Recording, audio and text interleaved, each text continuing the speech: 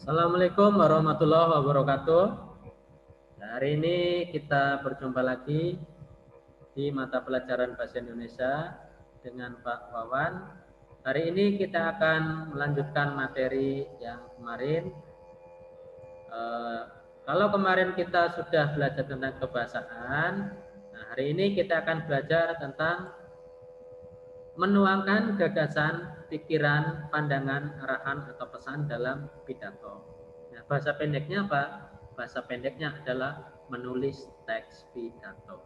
Nah, hari ini kita akan membuat teks pidato.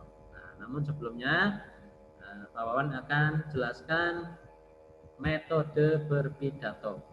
Nah, metode berpidato itu ada 4. Ada metode impromptu, ada metode menghafal, ada metode naskah, ada metode ekstemporan.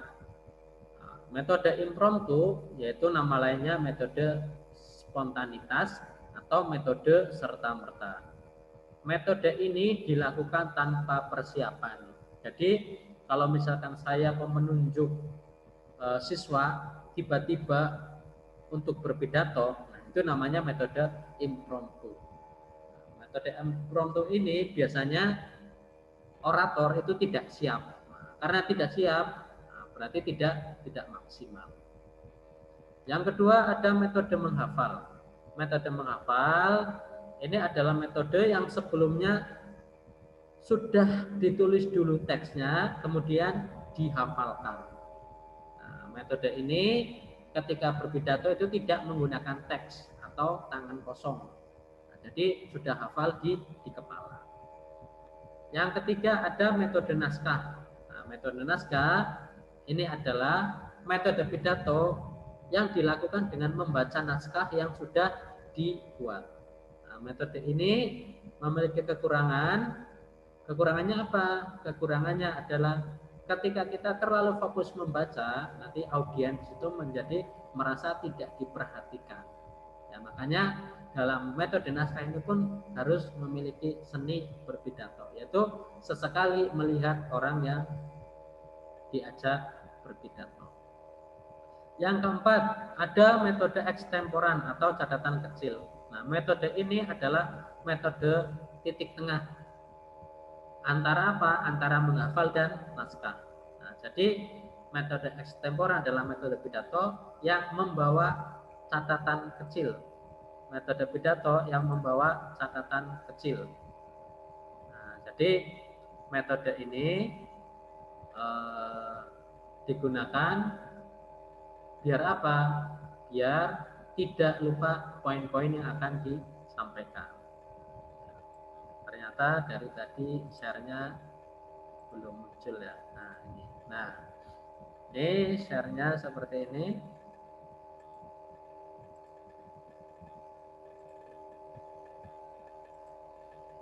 Nah, seperti ini ada 4 metode pidato: serta-merta, menghafal, naskah, dan ekstemporan. Bawan ulangi.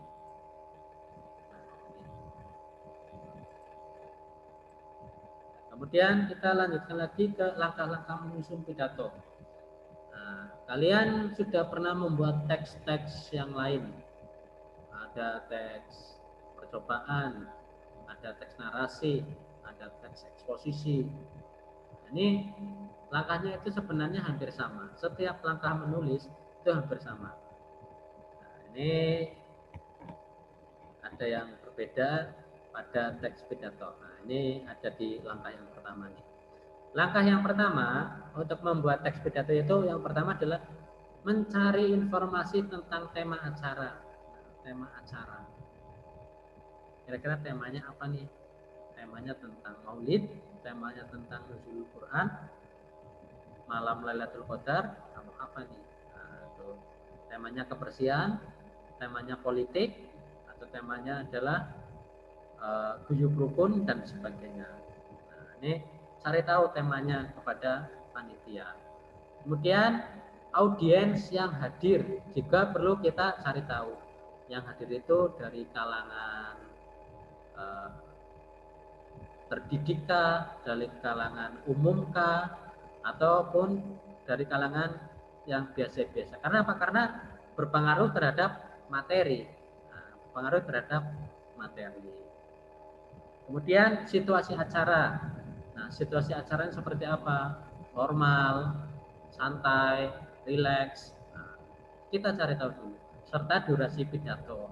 Nah, kira-kira mau berapa menit pidatonya? 1 jam, 2 jam, 30 menit. Nah, nanti disepakati dengan panitia kalau memang itu sebuah acara resmi.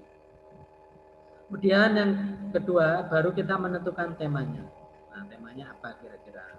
Kita fokuskan. Kalau tadi mencari informasi tentang tema, lalu kita kerutkan. Temanya adalah silaturahmi, membangun silaturahmi, ataupun yang lain. Kemudian setelah kita tentukan tema, kita menyusun kerangka pidato. Kerangka pidato.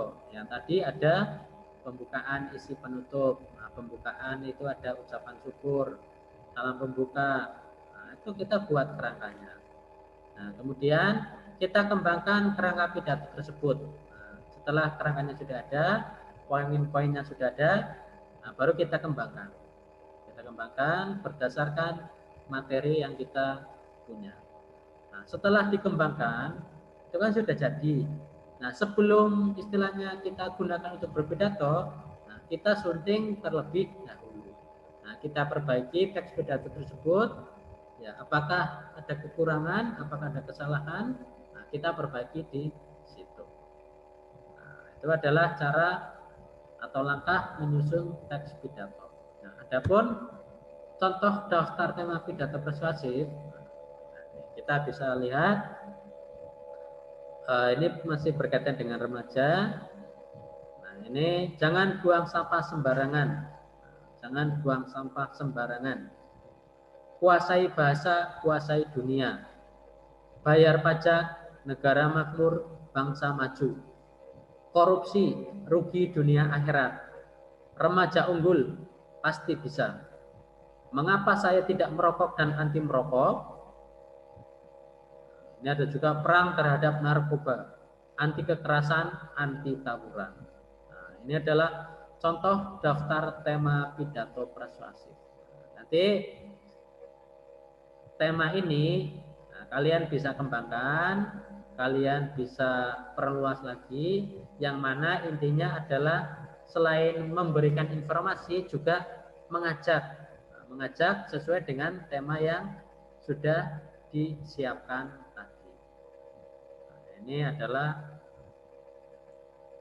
materi tentang menulis teks pidato. Oke, itu adalah materi kita pada hari ini. Terima kasih atas perhatiannya.